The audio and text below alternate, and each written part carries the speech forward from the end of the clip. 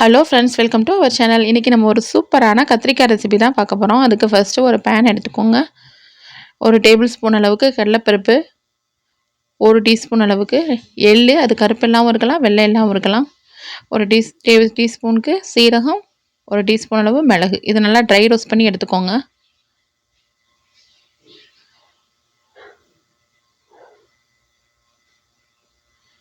இது dry roast ஆனவுடனே, இந்த அளவுக்கு ரோஸ்ட் ஆனவுடனே ஒரு பிளேட்டுக்கு மாற்றி ஆற வச்சுருங்க.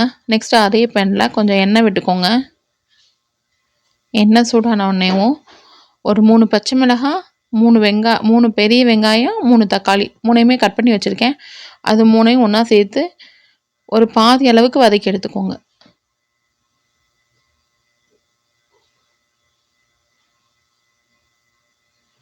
வதங்கினோடனே இதை ஆற வச்சு, இதையும் ஆல்ரெடி நம்ம ட்ரை ரோஸ்ட் பண்ணியிருந்த கடலைப்பருப்பு, இந்த சீரகம் எல்லாத்தையும் சேர்த்து அரைச்சி எடுத்துக்கோங்க ஆறினோடனே.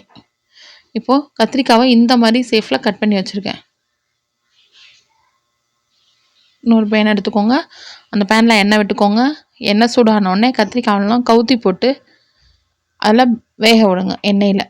இது மாதிரி போட்டுக்கோங்க.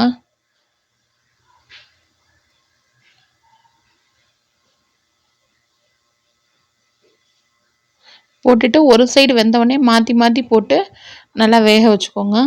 அது மேலே லைட்டாக எண்ணெய் விட்டுக்கோங்க. இதை லைட்டாக மாற்றி விட்டுக்கோங்க. திரும்ப இன்னொரு தடவை மாற்றி அது வேகிற வரைக்கும் இது மாதிரி ஒட்டாமல் மாற்றி விட்டு வேக வச்சு எடுத்துக்கோங்க.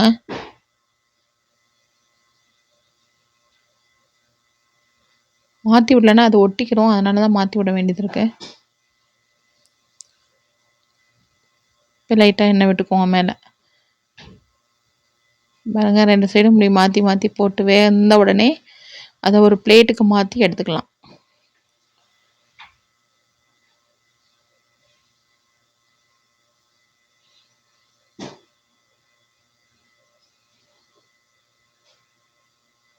இதுக்கு முன்னாடி நம்ம சேனலை சப்ஸ்கிரைப் பண்ணாமல் பார்க்குறவங்க சப்ஸ்கிரைப் பண்ணிக்கோங்க.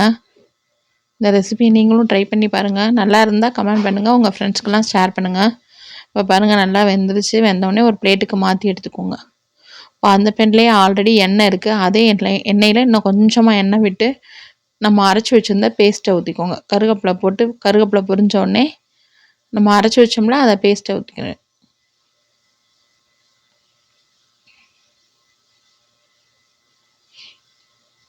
இப்போ இதுக்கு தேவையான அளவு உப்பு போட்டுக்கோங்க. கொஞ்சமாக தண்ணி கழுவி ஊற்றிக்கோங்க ஜாரை. உப்பு போட்டு கொஞ்சம் மஞ்சள் தூள் கலருக்காண்டி ரெண்டையும் நல்லா மிக்ஸ் பண்ணி விடுங்க.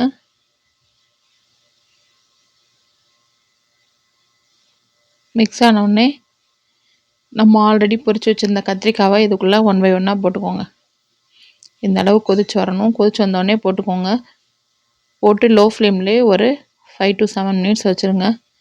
அப்பப்போ திருப்பி விட்டுக்கோங்க, இல்லைன்னா அடி பிடிச்சிரும்.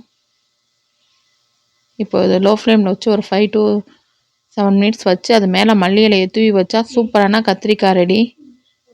இதே நீங்களும் ட்ரை பண்ணி பாருங்கள். நல்லா இருந்தால் சேனலை சப்ஸ்கிரைப் பண்ணிக்கோங்க. லைக் பண்ணுங்கள், ஷேர் பண்ணுங்கள், கமெண்ட் பண்ணுங்கள். பாருங்கள், செமையாக ரெடி ஆச்சு. இது சாம்பார் சாதத்து கூட வச்சு சாப்பிட்டோம்னா சூப்பராக இருக்கும்.